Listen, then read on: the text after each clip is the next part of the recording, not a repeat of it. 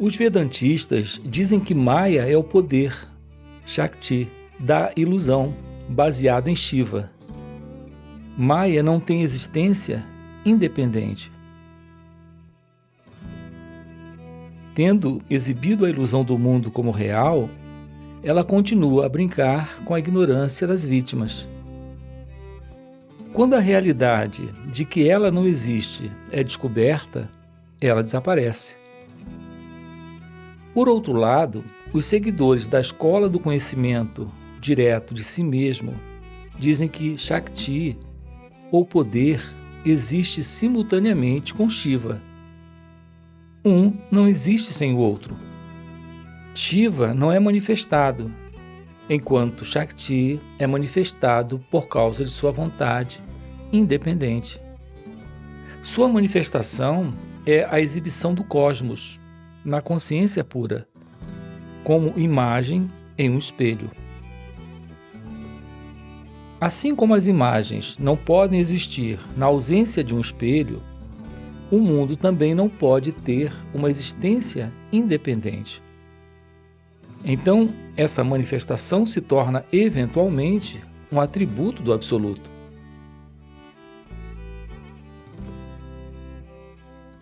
Sri Sankara, o representante do Vedanta, por outro lado, diz que o absoluto não tem atributos e que Maya não existe e não tem nenhuma existência real.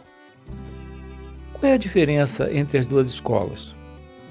Ambas concordam que o reflexo não é real. As imagens do espelho não podem ser reais de modo algum. O mundo não existe na realidade. Ambas as escolas querem dizer a mesma coisa. O seu objetivo final é realizar a consciência absoluta.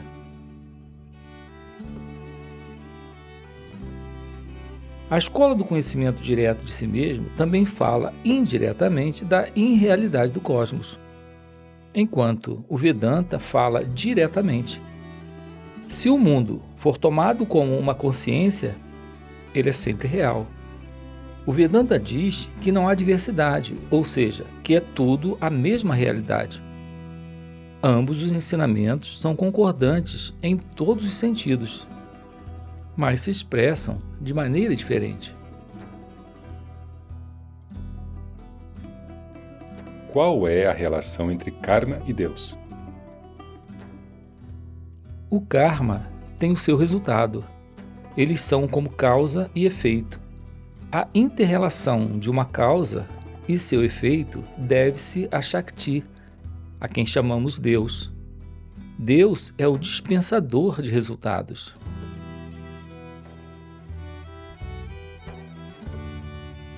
Um visitante tinha falado sobre o ser ter esquecido a sua verdadeira natureza. As pessoas falam da memória e do esquecimento da plenitude do ser. O esquecimento e a memória são apenas formas-pensamento. Eles se alternarão enquanto houver pensamentos, mas a realidade está além deles. A memória e o esquecimento devem depender de algo. Esse algo deve ser externo também. Do contrário, não pode haver esquecimento. Ele é chamado de eu por todos. Quando se procura por ele, ele não é encontrado, porque não é real. Por isso, o eu é sinônimo de ilusão ou ignorância.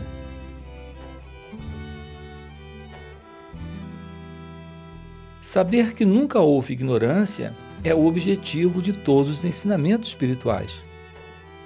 A ignorância deve ser daquele que está consciente. A consciência é inana, sabedoria. Inana é eterna e natural. A ignorância é artificial e irreal. Tendo ouvido essa verdade, por que alguém não se contenta? Porque as sutis impressões mentais deixadas por todos os pensamentos, intenções e ações não foram destruídas. A menos que essas impressões deixem de existir, sempre haverá dúvida e confusão. Todos os esforços são direcionados para destruir a dúvida e a confusão. Para isso, suas raízes devem ser cortadas. As suas raízes são os sanskaras, as impressões. Elas são tornadas ineficazes pela prática, como prescrita pelo guru. O guru deixa que o buscador faça isso, para que ele mesmo possa descobrir que não há ignorância. Essa verdade mencionada é o estágio de se ouvir a verdade. Essa não é firme ainda. Para torná-la inabalável, é preciso praticar a reflexão e a unidirecionalidade. Esses dois processos queimam as sementes das vássanas, de modo que elas são inutilizadas. Alguns indivíduos extraordinários obtêm o conhecimento inabalável mesmo ao ouvirem a verdade apenas uma vez, porque eles são buscadores avançados, enquanto que os buscadores novos levam mais tempo para ganhar esse conhecimento inabalável. As pessoas perguntam como a ignorância, a avidya, surgiu. Nós temos que dizer a elas: a ignorância nunca surgiu. Ela não tem existência real. Aquilo que existe é apenas vidya, conhecimento. Por que então eu não percebo isso? Por causa dos sanskaras, das impressões mentais. No entanto, descubra quem não percebe e o que ele não percebe. Então ficará claro que não existe avidya, que não existe ignorância. No Bhagavad Gita, Sri Krishna diz: não há nada diferente de mim, mas depois ele fala de contas amarradas em um fio. Se não há nada além de Sri Krishna, como o mundo pode ser considerado como contas em um cordão?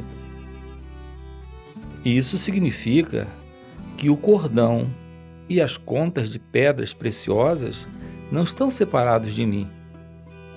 Não há contas além do cordão e nenhum cordão além de mim. A base clássica para a poesia épica indiana enfatiza unidade e não multiplicidade, a qual existe apenas na superfície. Só pode haver unidade depois de se fundir em Bhagavan. Realmente, mas até então deve haver diversidade. Isso é samsara, o ciclo repetitivo de morte e renascimento. Onde estamos agora? Estamos separados de Bhagavan? O samsara e nós estamos todos em Bhagavan. Mas essa é a experiência dos sábios. A diferenciação persiste até que a sabedoria apareça. Portanto, o samsara existe para mim. As predisposições mentais são samsara. Certo, tudo isso é Vasudeva, a mais alta divindade, mas essa verdade foi esquecida por nós. Por isso não podemos nos identificar com Deus. Onde está o esquecimento? É como um estado de sonho. O estado de sono vem de quem? Da alma individual. De quem é a alma individual? É do ser primordial. Que o ser primordial pergunte então. Eu devo deixar a minha dúvida clara por meio de uma ilustração. Quem quer que a dúvida seja ilustrada e esclarecida? A experiência direta não requer exemplos para elucidação. Existe a experiência direta e também o esquecimento. O que é esquecido? E por quem? Ouça, alguém sonha. O mundo dos sonhos desaparece ao acordar. Acorde também do sonho atual. A natureza é muito poderosa. Veja Purusha, o Senhor também. O que a natureza pode fazer então? Existe um nó entre eles. De quem é esse nó? É do Senhor ou da natureza? Ou de ambos? Ele vem de Brahman. Então Brahma deve perguntar, ou deve ser perguntado: para quem existe o estado de sonho ou o nó? Você está sempre dizendo: eu pergunto. Quem é esse eu? Eu não percebo. O eu é eterno. Ele desapareceria se fosse algo particular. Ele é perfeição. Portanto, não é encontrado como um objeto. Mas eu sou imperfeito. Por que produzir imperfeição? Por que você não é perfeito? Você sentia imperfeição em seu sono? Por que você não permanece assim agora mesmo? Traga o sono para o estado de vigília e você ficará muito bem. O que é noite para os ignorantes é dia para os sábios. Sim, se ele for um sábio. Quem é um sábio? Ele não é um homem? Você não sente um tapa se dado em você? Não há diferenciação? Isso é sabedoria? Um homem sob o efeito do clorofórmio ou sob a influência da bebida não sente. Ele é um sábio?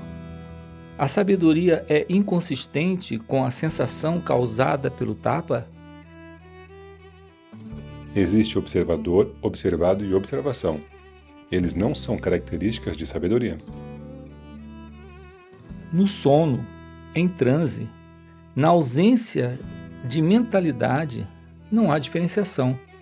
Você chama isso de sabedoria? O que aconteceu nesses estados? Aquilo que existia então está ausente agora? Aquilo que é, existe sempre. A diferença se deve à mente. A mente às vezes está presente e em outros momentos ausente. Não há mudanças na realidade. A realidade é sempre bem-aventurança. Ananda. Bem-aventurança é o resultado de prática. Qual é essa prática? Sadhana é a investigação para descobrir para quem todas essas dúvidas surgem. É para o ego. De onde surge o ego? A orientação é necessária para me mostrar o caminho. Vá para dentro e encontre a rota. Você não pode encontrá-la fora, nem deve procurá-la externamente. Buscando, eu não consigo encontrar o ego. Eu paro aí. Como você o encontra? Ele não está separado de você. Desista de encontrá-lo. Onde você está agora? Você quer dizer, eu não sou? O que eu sou? Não se preocupe com isso, deixe que seja como é. Por que você se preocupa? Você se preocupava com o todo ou a parte em seu sono? A mesma pessoa também está presente agora. Você é o mesmo no sono e na vigília. Sono e vigília são diferentes estados com efeitos diferentes. Como isso é importante para você? O ser é o mesmo, o tempo todo. A mente não fica estável na meditação. Sempre que ela vaguear, volte-a para dentro, repetidamente. Quando a miséria me domina, a investigação é impossível. Porque a mente é muito fraca. Fortaleça-a. Por quais meios? Por meio de satsang, a associação com os sábios, de adoração a Deus e do controle da respiração. O que acontece então? A miséria é removida. O nosso objetivo é a remoção da miséria. Você não adquire felicidade. A sua própria natureza é felicidade. A bem-aventurança não é recém-obtida. Tudo que é feito é remover a infelicidade. Esses métodos fazem isso. A associação com os sábios pode fortalecer a mente. Deve haver prática também. Qual prática deve ser feita? Sim, a prática também é necessária. Prática significa remoção de predisposições. A prática não é para nenhum ganho novo. É para matar as predisposições. A prática deve me dar esse poder. A prática é poder. Se os pensamentos são reduzidos a um único pensamento, a mente é considerada fortalecida. Quando a prática permanece inabalável, ela se torna sahaja, natural. Qual é essa prática? Investigar o ser, isso é tudo. Fixe a mente no ser. Qual é o objetivo a ser mantido em vista? A prática exige um objetivo. Atma, o ser interior, é o objetivo. O que mais pode haver? Todos os outros objetivos são para aqueles que são inaptos para ter o ser como o objetivo. Esses levam você finalmente a Atma Vichara, a investigação sobre o ser. A unidirecionalidade é o fruto de todos os tipos de prática. Alguém pode obtê-la rapidamente, mas outros só depois de um longo período de tempo. Tudo depende da prática. A paz é exaltada mais do que qualquer outra coisa. Como devemos obtê-la? Ela é a sua própria natureza. O esquecimento nunca toma conta do ser. O ser agora é confundido com o não ser. Isso faz você falar de esquecimento do ser, da paz, etc. O esquecimento nunca erguerá a cabeça se essa confusão for eliminada. E como isso é feito? Investigação do ser. Unidirecionalidade significa cessação de atividades mentais. O esquecimento deve ser para o eu. Mas esquecimento do quê? Do ser? Então existem dois eus? A prática remove os sanskaras. Mas os samskaras são infinitos e eternos desde o tempo sem princípio. Isso em si é um sanskara. Desista dessa ideia e todos os sanskaras desaparecerão imediatamente. Isso é repouso e paz. A paz está sempre presente, mas você a reprime e se ergue acima dela, e assim a perturba. Então você diz: eu quero paz. A paz será gradual? Sim, torne a mente gradualmente imóvel, diz a Bhagavad Gita. Depois de algum tempo, o visitante citou o nome de um amigo e perguntou se ele tinha estado aqui perto do dia 20 desse mês. Ele mesmo tinha ouvido de seu amigo sobre o Maharshi. Esse amigo estava cheio de alegria após sua visita aqui. Como eu posso saber os nomes de todos os visitantes? Ele pode ter estado aqui. Todos estão cheios de alegria. Não há nenhum nome, nenhuma forma. No entanto, o nome é necessário para a vida empírica. Dando continuidade ao processo judicial em que Sri Bhagavan foi incluído, o oficial de justiça voltou e fez algumas perguntas a Bhagavan. Um outro dia, você falou que é do ashram além dos 4 estados. Existe alguma autoridade para isso? Isso é mencionado em algum lugar? Sim, nos Upanishads, no Skanda Purana, na Bhagavata Purana e no Mahabharata, e em outras obras. Existem restrições ou disciplinas para esse estado? Existem as características mencionadas. Há gurus para cada ashram. Existe um guru para o ashram além de todos os estados? Sim. Mas você não admite um guru. Existe um guru para todos. Eu também admito um guru para mim. Quem é o seu guru? O ser. Para quem? Para mim. O guru pode ser interno ou externo. Ele pode se revelar internamente ou se comunicar externamente. Aqueles que vivem além dos 4 estados podem possuir bens? Não há restrições para eles. Eles podem fazer o que quiserem. Dizem que Suka se casou e gerou filhos também. Ele é como um chefe de família nesse caso. Eu já disse que ele está além dos 4 estados reconhecidos. Se eles podem se casar e possuir propriedade, eles são apenas chefes de família. Essa pode ser sua opinião. Eles podem possuir propriedade e transferi-la para outros? Eles podem ou não podem. Tudo depende do seu karma. Existe algum karma para eles? A conduta deles não é regulada de acordo com as regras ou códigos. Quando os visitantes querem ficar aqui, digo 2 ou 3 dias, eles recebem a sua permissão? A permissão da administração é a minha permissão. Os visitantes vêm aqui para mim. A administração é para mim.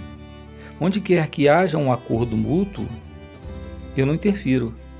Quando os visitantes vêm aqui e eu os admito, os outros se atreverão a ir contra os meus desejos? O meu consentimento está implícito nas ações que ocorrem com boa vontade mútua.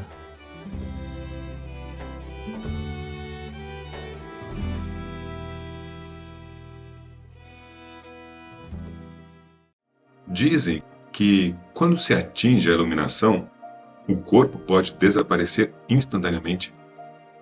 O corpo grosseiro é apenas a forma concreta da substância sutil, a mente. Quando a mente derrete e brilha como luz, o corpo é consumido nesse processo.